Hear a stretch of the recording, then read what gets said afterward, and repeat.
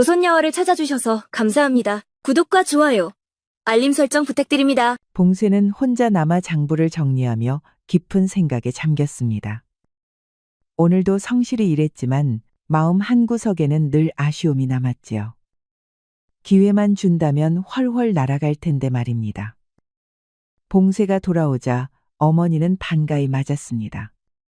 상위에는 손수 지은 저녁상이 가지런히 차려져 있었지요. 아이고, 하루 종일 서서 고생 많았겠다. 어서 손부터 씻고 식사 들거라. 따뜻할 때 먹어야지. 예, 어머님. 봉쇄는 오늘 번 돈을 꺼내 보여드렸습니다. 어머니의 눈빛에는 걱정과 고마움이 엇갈려 담겼지요. 몸은 괜찮으냐? 무리하지 말고 천천히 해라. 봉쇄야, 너처럼 사리 분별 잘하고 성실한 자식이 또 있겠나. 봉쇄는 멋쩍은 듯이 빙긋 웃었습니다. 그리고 머뭇거리며 오늘 들었던 이야기를 꺼냈습니다. 들으니 김시댁 아들내미가 이번에 향교에 들어갔다 하더라고요. 진사댁에 사환으로 들어가 공부도 배운다 하니 참운도 좋지요. 그렇구나. 참으로 좋은 기회겠어. 그 말 끝에 봉쇄의 눈빛이 스쳤습니다. 그 또한 장사만으로는 넘기 힘든 세상의 벽을 알고 있었지요. 허나, 우리야, 우리 살기를 가는 게지. 배운 사람들 사이에 섞여 산다고 다 복 있는 것도 아니란다. 예, 어머님. 사람답게 부끄럽지 않게 살아가는 것이 더 귀한 일이지요. 어머니가 잠든 뒤 봉쇄는 홀로 마루 끝에 앉아 깊은 생각에 잠겼습니다. 장사는 성공하여 돈은 풍족하지만 넘을 수 없는 벽을 끊임없이 의식하고 있었지요. 봉쇄는 말없이 주먹을 쥐었습니다. 현실에 순응하면서도 마음속 어딘가에서는 더 큰 세상을 향한 길을 포기하지 않고 있었지요.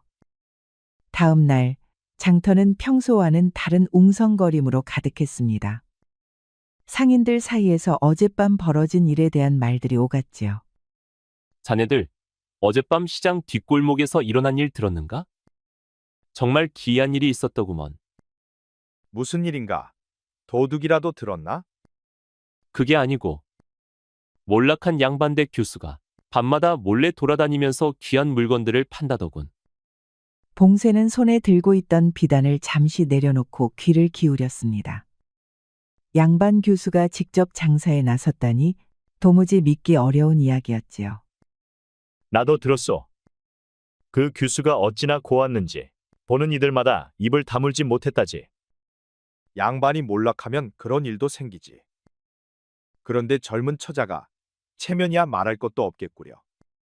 그런데 말이오, 그 교수가 파는 물건들이 예사롭지 않다더군. 궁중에서나 볼 법한 장신구며 비단들이라던데. 그 이야기를 들은 봉쇄의 마음엔 묘한 호기심이 피어올랐습니다.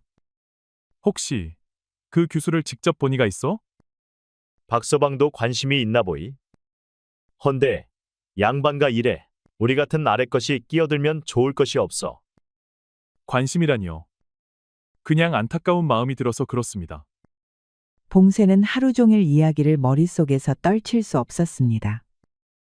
양반과 교수의 처지에 대한 동정심과 함께 직접 확인해 보고 싶었습니다. 봉쇄는 어머니에게는 말하지 않고 혼자만 고민하였습니다.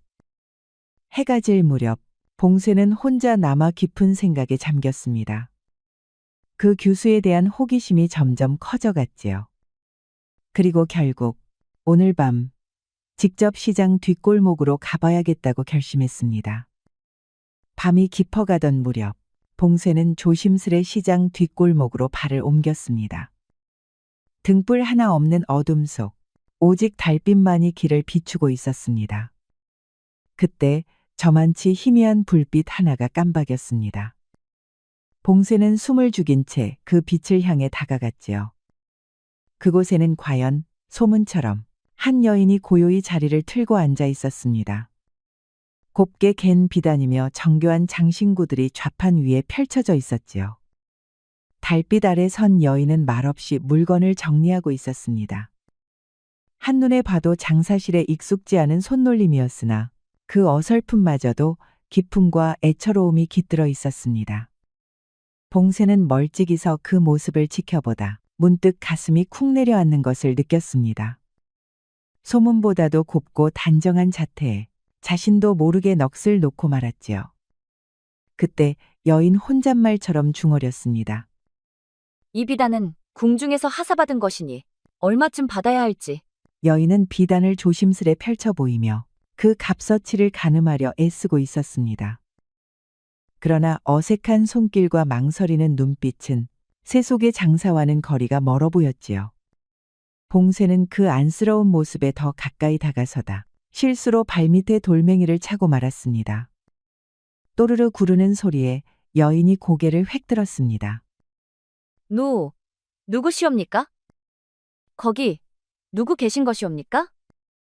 봉쇄는 당황하여 그 자리에 얼어붙었다가 조심스레 어둠에서 걸어 나왔습니다. 여인의 눈빛엔 잠시 놀람과 경계가 어렸지만 그의 낯빛에서 악의가 없음을 읽은 듯 했지요. 놀라시게 하여 죄송합니다. 저는 이 장터에서 비단을 파는 봉쇄라 하옵니다. 혹여 소문이 사실인가 싶어 조심스레 찾아왔사온데. 여인은 한 손으로 소매를 여미며 그를 살펴보았습니다. 곱게 매만진 얼굴에 피곤이 깃들어 있었지만 그 속에선 낯선 이를 맞는 침착함도 엿보였습니다. 비단 장사라 하셨습니까? 그렇다면 혹시 이 물건들의 값을 정확히 아실 수 있겠군요? 여인의 눈빛에는 희미한 기대와 조심스러운 두려움이 함께 담겨 있었습니다.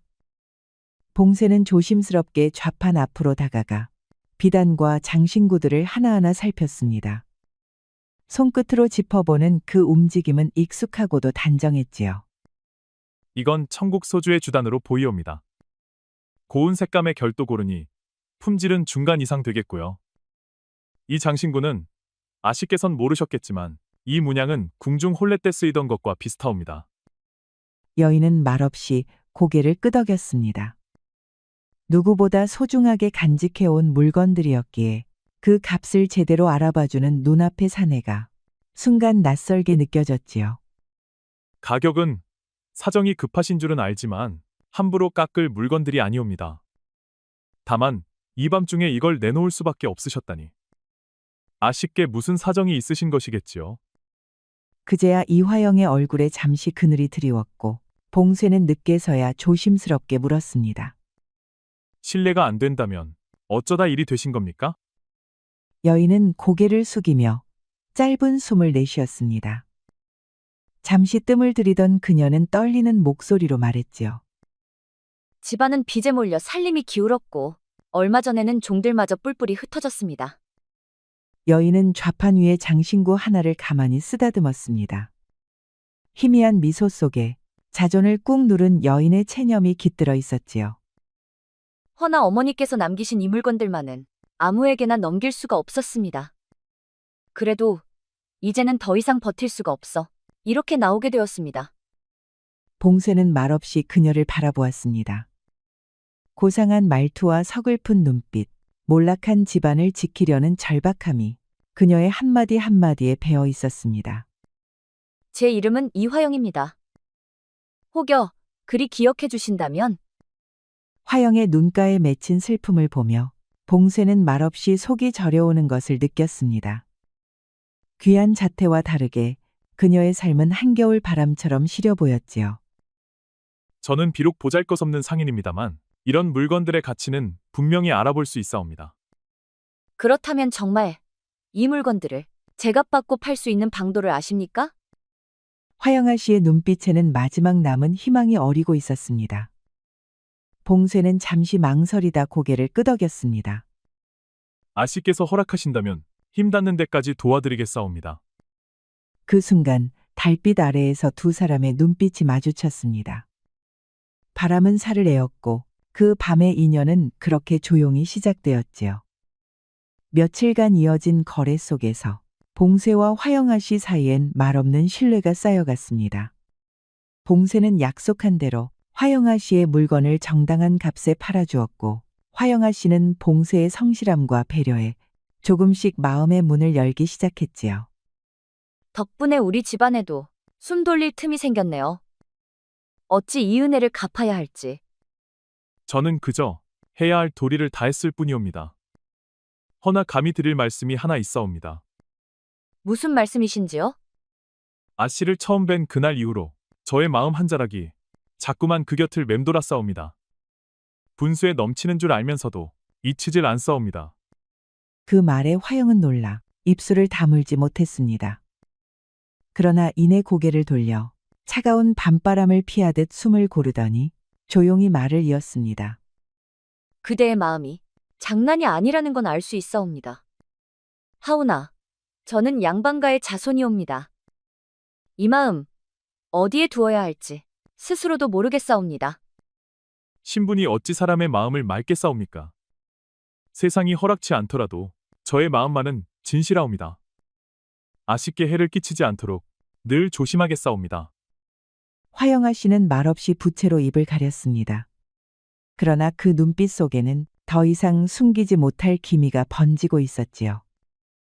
그런 말씀을 하실 줄은 정녕 몰랐사옵니다. 하오나 마음을 들은 이상 저도 더 숨길 수 없을 듯하옵니다. 두 사람은 마주한 채 한참을 말없이 앉아 있었습니다. 어느덧 봉쇄가 살며시 손을 내밀었고 화영은 잠시 머무시다 그 손을 맞잡았습니다. 이런 일이 정말 일어날 줄은 몰랐사옵니다. 아씨를 생각하는 이 마음만큼은 하늘 아래 거짓이 아니옵니다.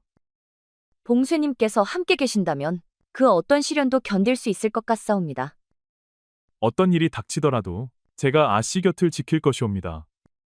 그러나 둘 다 알고 있었습니다. 그들의 사랑이 세상에서 쉽게 용납될 수 없다는 것을. 기쁨과 두려움이 뒤섞인 조용한 떨림이 그 밤의 골목을 감싸안고 있었습니다. 갑작스러운 외침 소리가 고요한 새벽을 깨뜨렸습니다. 화영아 씨의 아버지가 딸을 급히 불러들였지요. 화영아, 당장 이리 나오너라. 무슨 짓을 저질렀는지 다 알고 있다. 화영아 씨는 이대감의 호통 소리에 놀라며 사랑채로 달려왔습니다. 이대감의 얼굴은 분노로 일그러져 있었지요. 무슨 일로 그리 화를 내시는지요? 무슨 일이냐고? 네가 밤마다 시장 뒷골목에서 상놈과 만나고 다닌다는 소문이 온 동네에 퍼졌다. 이것이 무슨 일이 아니란 말이냐? 화영아 씨의 얼굴이 창백해졌습니다. 아버지가 봉쇄와의 관계를 알게 된 것이었지요. 아버님, 그분은 상놈이 아니옵니다. 우리 집안을 도와주신 은인이시지요. 은인이라고? 상인 주제에 우리 가문에 손을 댄 것도 모자라 네 마음까지 빼앗았다는 말이냐? 이 몰상식한 거사. 정호는 부들부들 떨며 화영아 씨를 꾸짖었습니다. 몰락했어도 양반은 양반이라는 자존심이 정호를 더욱 분노하게 만들었지요. 봉쇄님은 진심으로 저를 아껴주시는 분이옵니다. 신분이 다르다고 해서 우리는 비록 몰락했지만 조선의 양반이다. 상놈과 어울릴 수는 없는 일이다.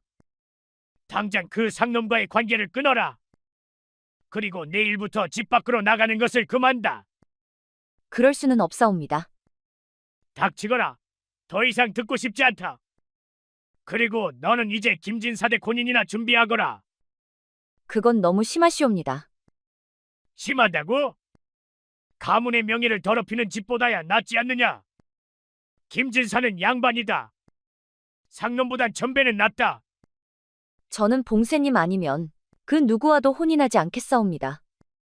이 고집불통 같은 계집아. 내 뜻이야 어떠하든 일주일 뒤 김진사와 혼례를 올리겠다. 그때까지 방에서 나오지 말거라. 화영아 씨는 방으로 돌아와 이불을 끌어안고 앉았습니다. 가슴은 무너지고 앞길은 캄캄하였지요. 봉쇄에게 전할 길조차 끊긴 현실이 더욱 잔혹하게 느껴졌습니다. 화영아 씨는 입술을 깨물며 눈물을 삼켰습니다. 사랑하는 사람과의 인연이 허무하게 끊기려 한다는 사실이 믿기지 않았지요. 며칠째 봉쇄는 밥숟가락을 들지 못한 채 방 안에 앉아 있었습니다. 화영이 감금되었다는 소식과 강제 혼례가 추진된다는 말을 듣고 정신이 망연하여 아무것도 손에 잡히지 않았지요. 봉쇄야, 이게 무슨 일이냐? 며칠째 끼니도 안 들고 도대체 무슨 일이 있었느냐? 제가 분수를 모르고 너무 큰 마음을 품었사옵니다. 무슨 말이냐? 무슨 큰일을 저질렀단 말이냐? 제가 양반가의 여식을 사모하게 되었사옵니다.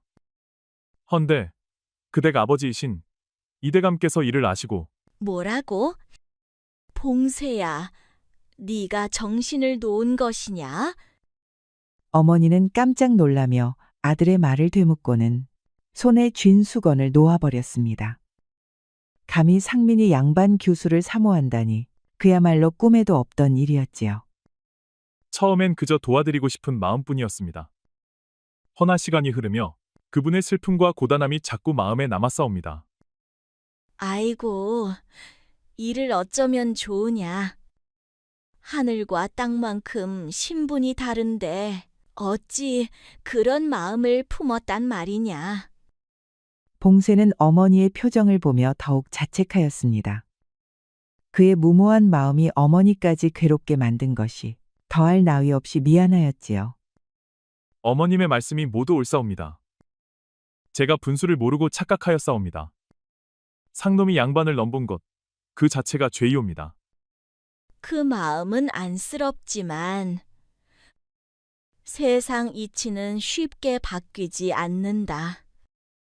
우리는 상놈이고 그분들은 양반이시다. 하오나 그 아씨가 일주일 후에 다른 이와 혼인한다 하니 가슴이 찢어지는 듯하옵니다.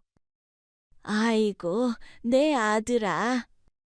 그리 깊이 마음을 주었구나. 어미가 미처 몰라주어 미안하다. 아무리 성실히 살아도, 아무리 많은 돈을 모아도 신분의 벽은 이렇게도 높고 단단한 것이옵니까? 세상이 그런 것이다. 사람은 분수에 맞게 살아야 한다. 그게 오래 살아남는 길이다. 봉쇄는 이불을 덮어쓴 채 말없이 누워 있었습니다. 화영의 얼굴이 눈을 감을수록 더 선명히 떠올랐고 그리움과 절망이 뒤엉켜 가슴을 조여왔지요. 다음 날 봉쇄는 마루 끝에 앉아 말없이 앉아 있었습니다. 풀이 꺾인 눈빛이 멍하니 앞을 바라보고 있을 때 대문 밖에서 조심스러운 두드림이 들려왔습니다. 어머니가 문을 열고 나가보니 낯선 부인 하나가 조심스레 고개를 숙이고 서 있었습니다. 이곳이 비단장수 박신혜가 맞습니까? 그러하오나 뉘신지요? 저는 화영아 씨를 모시는 유목임 씨라 합니다. 전할 말이 있어 찾아왔습니다. 예상치 못한 방문에 어머니는 눈을 크게 떴습니다. 곧장 봉쇄를 불렀지요. 유모님께서 어찌 이곳까지 오셨사옵니까? 아씨는 잘 계십니까? 봉쇄님, 우리 아씨께서 방 안에 갇힌 채 며칠째 식사도 제대로 들지 못하고 계시옵니다. 기운마저 쇠하신 듯하여 도저히 보고만 있을 수 없었사옵니다. 모든 것이 제 탓입니다. 아닙니다. 우리 아씨 또한 봉쇄님을 진심으로 사모하고 계십니다. 헌데 이대감 나리의 고집이 워낙 완고하여 감히 뜻을 꺾을 수가 없습니다. 봉쇄는 유모의 말을 들으며 가슴속 어딘가에 희미하게 남아있던 불씨 하나가 다시 살아오르는 것을 느꼈습니다. 허나 현실은 여전히 두텁고 높았지요. 그러하다 하여도 제가 무엇을 어찌할 수 있겠사옵니까? 이대감께서 허락하지 않으시니 길이 막힌 듯하여 답답할 따름이옵니다. 그래서 제가 한 가지 방도를 생각하여 왔습니다. 혼례 전날 밤 아씨를 직접 만나실 수 있도록 제가 그 길을 마련해 드릴 수 있습니다.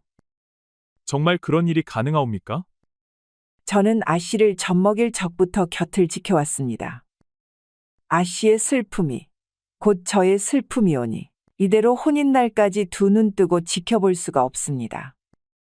다행히 주인나리께선 밤마다 술에 취해 깊이 잠드시는 습이 있으시옵니다.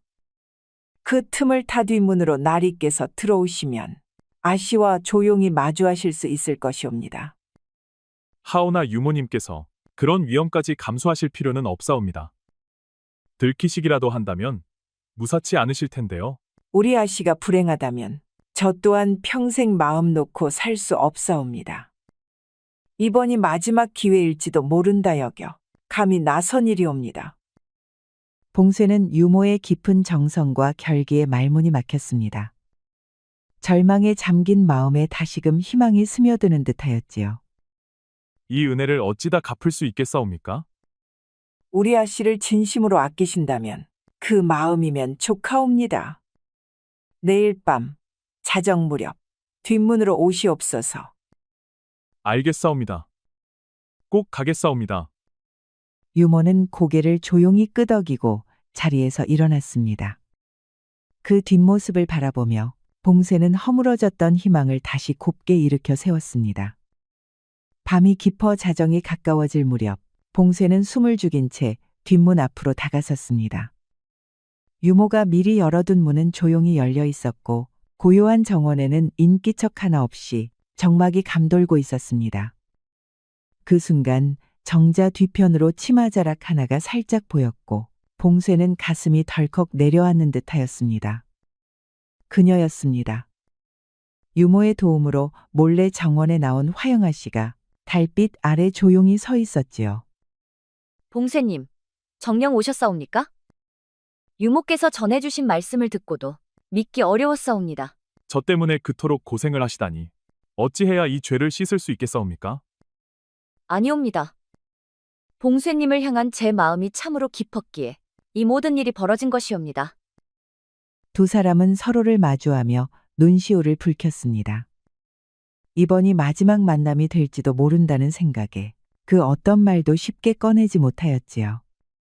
제가 무력하여 끝내 아씨를 지켜드리지 못하였사옵니다. 저는 그저 나리와 함께한 시간이 무엇보다 소중하고 감사하옵니다. 비록 짧은 인연이었으나 사랑이라는 것이 무엇인지 처음으로 알게 되었사옵니다. 봉쇄는 조심스레 화영아 씨의 손을 잡았습니다. 그 손은 차갑게 식어 있었고 작은 떨림이 손끝에 고스란히 전해졌지요. 저도 화영아 씨를 만난 것을 이 생에서 가장 큰 복이라 여기옵니다. 만일 신분이라는 벽이 없었더라면 신분보다 소중한 것이 진심이라 믿사옵니다. 저는 그 진심 하나만으로도 충분히 복된 사람이옵니다. 제가 만약 이 목숨을 걸고서라도 정식으로 혼인을 청한다면 혹시 그 가능성이 단 한 줄기라도 있겠사옵니까? 제발 그런 위험한 일은 마시옵소서. 아버님의 성정은 누구보다 잘 알고 계시지 않사옵니까? 허나 봉쇄의 마음속에는 이미 지울 수 없는 결심이 자리하였습니다. 화영을 다시 놓칠 수는 없다는 확고한 의지가 심장을 짓누르고 있었지요. 아씨를 위해서라면 목숨마저 아깝지 않사옵니다. 모든 것을 잃는다 해도 이 마음 하나만은 잃지 않겠사옵니다. 그런 말씀 마시옵소서. 저로 인해 나리께서 다치시게 된다면 차라리 이 마음을 거두겠사옵니다. 아닙니다. 진정한 사랑이라면 그 어떤 대가라도 감내할 값어치가 있사옵니다. 봉쇄는 그녀를 조심스레 끌어안았습니다. 화영도 더는 피하지 않고 그의 품 안에 조용히 몸을 맡겼지요. 두 사람의 눈가엔 말없이 흘러내리는 눈물만이 고여 있었습니다. 전 재산을 걸고서라도 이대감 나리를 설득해 보겠사옵니다. 만일 아씨와 함께할 수 없다면 제 삶은 아무런 의미가 없사옵니다. 화영아 씨는 봉쇄의 단단한 목소리에 가슴이 요동치는 것을 느꼈습니다. 그가 품은 사랑이 얼마나 깊고 지극한지 더는 의심할 여지가 없었지요. 저 또한 봉쇄님과 함께라면 그 어떤 시련이라도 견뎌낼 수 있을 것 같사옵니다.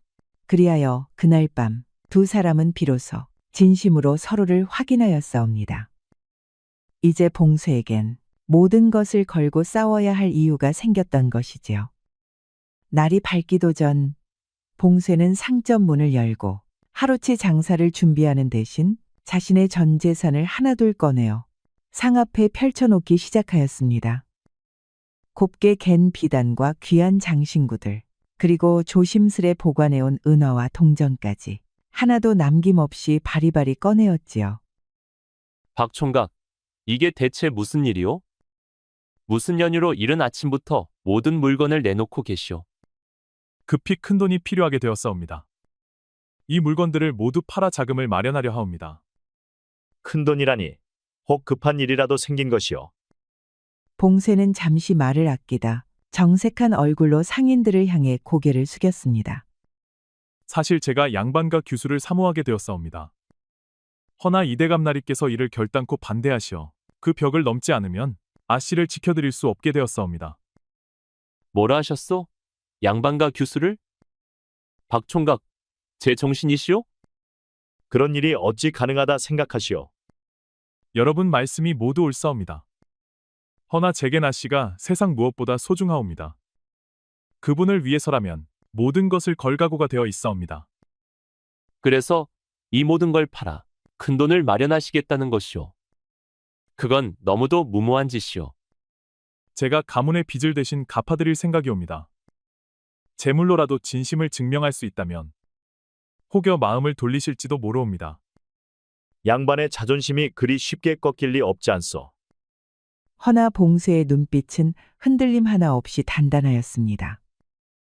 그 마음이 진실됨을 눈치챈 상인들은 조용히 서로를 바라보았지요. 부디 이 비단들과 장신구들을 사주실 수 있겠사옵니까? 제게 단 한 푼이라도 아쉬운 형편이옵니다. 부탁드리옵니다. 잠시 침묵이 흘렀습니다. 무모하다 여긴 이들도 그 진심만큼은 외면할 수 없었지요. 알겠소. 이해하겠소. 허나 그 대가는 너무 크지 않겠소. 돈은 다시 모으면 됩니다. 허나 아씨를 잃게 되면 제겐 다시 얻을 수 있는 것이 없사옵니다. 그리 말씀하시니 차마 모른 채 할 수 없구려. 좋소. 우리가 이 비단들을 사드리겠소. 값은 후하게 쳐드릴 테니 너무 걱정 마시오. 봉쇄는 상인들의 말에 고개를 깊이 숙였습니다. 한 줄기 햇살이 비단 위로 스미듯 그의 마음에도 따스한 온기가 번져왔지요. 오후 무렵 봉쇄는 상인들에게 물건을 넘기고 엽전이 가득 담긴 괴짝을 조심스레 품에 안았습니다. 전 재산과 다름없었습니다. 그리고 그 무엇보다 무거운 결심이 담긴 짐이기도 하였지요. 그날 오후 봉쇄는 무거운 괴짝을 짊어지고 결연한 눈빛으로 이대 감댁으로 향하였습니다. 그 괴짝 속에는 지난 세월 동안 모은 전 재산이 들어 있었지요. 그에게 있어 이번 방문은 단순한 청혼이 아니었고 삶 전체를 건 마지막 승부였습니다. 괴짝을 부여잡은 채 집 대문 앞에 이르자 봉쇄는 깊은 숨을 들이쉬고 문지방을 넘었습니다. 급히 드릴 말씀이 있어 찾아뵈었사옵니다. 부디 잠시 시간 허락하여 주시옵소서. 하인의 전가를 들은 이대감, 눈살을 찌푸리며 소리를 높였습니다. 무슨 낯짝으로 이곳에 다시 나타났느냐? 내 놈이 우리 집안에 끼친 수모가 얼마나 큰 줄 아느냐? 부디 소인의 말씀을 끝까지 들어주시길 청하옵니다. 가문을 위하시는 이대감 나으리께도 도움이 될 수 있는 방안을 마련하였사옵니다. 상놈 주제에 감히 나를 도우려 한다고? 그 입에서 나올 말은 아닐진데. 봉쇄는 말없이 괴짝을 끌어다 마루 위에 올리고 뚜껑을 열었습니다. 그 안에는 돈이 한가득 담겨 있었습니다. 이대감 나리께서 화영아 씨와의 혼인을 허락해 주신다면 이 괴짝 속 전 재산을 가문 빚의 변제로 삼고자 하옵니다. 이것은 소인의 지난 삶 전부이옵니다. 이대감은 눈앞의 재물에 눈이 휘둥그레졌으나 이내 표정을 굳혔습니다. 돈으로 양반의 명예를 사려는 것이냐? 우린 비록 몰락했을지언정 조선의 양반이다. 자존심을 팔 수는 없지. 그저 돈으로 마음을 얻고자 하는 것이 아니옵니다. 화영아 씨를 진심으로 사모하고 있으며 그 가문을 위해서도 온 힘을 다하고자 함이옵니다. 상놈이 감히 양반을 사랑한다 말하느냐? 신부는 하늘이 정하셨을지라도 사랑의 마음만큼은 누구에게나 평등하다고 믿사옵니다. 제가 비록 상인이옵니다만 정직과 성실 하나로 장터에서 신뢰를 쌓아왔사옵니다. 화영아 씨 또한 평생 모시고 지켜드릴 수 있습니다. 정말 그대가 우리 화영을 그토록 아낀다는 말이냐? 화영아 씨 없는 인생은 무의미하옵니다. 목숨을 걸고라도 그분 곁을 지키고 싶사옵니다. 이대감은 그간 짓눌러온 가문의 빛과 미래를 떠올리며 현실과 감정 사이에서 깊은 갈등에 빠졌습니다. 세상 사람들의 손가락질은 어찌 감당할 것이냐? 양반이 상인에게 여식을 보냈다는 비웃음을 감당할 수 있겠느냐? 시대가 달라지고 있사옵니다. 신분보다 인품과 능력이 중시되는 날이 머지않았사옵니다. 이대감은 말없이 괴짝 안을 다시 한번 들여다보며 봉쇄의 눈을 똑바로 응시하였습니다. 정말 우리 가문을 다시 일으킬 자신이 있느냐? 저의 장사수완과 화영아 씨의 지혜를 합치면 반드시 가문을 다시 세울 수 있으리라 확신하옵니다. 한참을 망설이던 이대감은 마침내 고개를 끄덕였습니다. 좋다. 그대의 진심을 믿어보겠다. 허나 조건이 있느니라. 화영을 평생 아끼고 반드시 우리 가문의 이름을 다시 빛내야 한다. 정말 허락해 주시는 것이옵니까? 봉쇄는 북받치는 감정을 억누르며 고개를 깊이 숙였습니다. 그대의 진심이 전해졌다. 나도 더 고집부릴 수 없겠구나. 몇 달 후 봉쇄의 상점은 장안에서도 손꼽히는 번화한 가게로 자리 잡게 되었사옵니다. 화영은 품격 있는 응대로 귀한 부인들의 신뢰를 얻었고 봉쇄는 장터 곳곳에서 실속을 챙기며 가세를 일으켰지요. 박서방, 요즘 가게가 아주 살아났구려. 비단도 다양하고 품질도 여느 상점보다 으뜸이요. 다 제 아내의 안목 덕분이옵니다. 무엇이 귀하고 어떤 것이 유행할지 제가 미쳐보지 못한 것까지 꿰뚫으시지요. 이 비단은 궁중에서 쓰던 직조법으로 짠 것이옵니다. 색과 결이 고르고 광택 또한 남다르옵니다. 봉쇄와 화영아 씨가 혼인한 지 1년. 집에는 이제 단정한 평화가 자리하고 있었습니다. 봄햇살이 고운 마당에는 꽃이 피고 화영마님의 배에는 새 생명이 자라고 있었지요. 그래, 우리 화영이가 어엿한 안주인이 되어 아이까지 가졌다니. 봉서방, 자네 덕이 크네. 대감 어르신의 넓은 아량 덕분이옵니다. 아버님, 저희 두 사람 끝까지 지켜봐 주시옵소서. 어머니는 화영마님의 손을 따뜻이 잡고 유모는 조용히 눈시울을 붉혔습니다. 가족 모두가 둘의 앞날을 진심으로 축복하고 있었지요. 아이고, 복 터졌구나. 봉쇄야, 잘 살아라. 이제는 네가 이 집 기둥이니라. 제 진정한 행복을 누리시옵소서. 그 모든 눈물의 시간이 헛되지 않았사옵니다. 마을 사람들 또한 기쁜 얼굴로 찾아와 축하를 아끼지 않았습니다. 봉쇄는 웃으며 손님들을 맞이했고 화영마님은 곁에서 함께 인사를 나누었습니다. 그날 저녁 봉쇄와 화영마님은 정원을 함께 거닐며 나지기 이야기를 나누었습니다. 손을 맞잡은 두 사람의 눈빛엔 여전히 사랑이 가득했지요. 처음 만났던 그날, 이 모든 걸 상상이나 했을까요? 부인과 함께라면 무엇이든 해낼 수 있을 줄 알았소. 지금처럼 말이오. 그들은 그렇게 함께 걸었습니다. 고난도 눈물도 지나간 이야기일 뿐. 이제 남은 건 서로를 위한 삶, 조용한 행복뿐이었습니다. 봉쇄와 화영마님은 그렇게 긴 세월을 함께하며 평안하고 다복하게 잘 살았다고 합니다. 우리 이야기가 여러분들에게 조금이나마 재미를 선사할 수 있기를 바랍니다. 다른 재미있는 영상도 많으니 즐겁게 봐주세요. 그럼 여러분 모두 행복하고 즐거운 시간 되세요. 우리 이야기가 여러분들에게 조금이나마 재미를 선사할 수 있기를 바랍니다. 다른 재미있는 영상도 많으니 즐겁게 봐주세요. 그럼 여러분 모두 행복하고 즐거운 시간 되세요.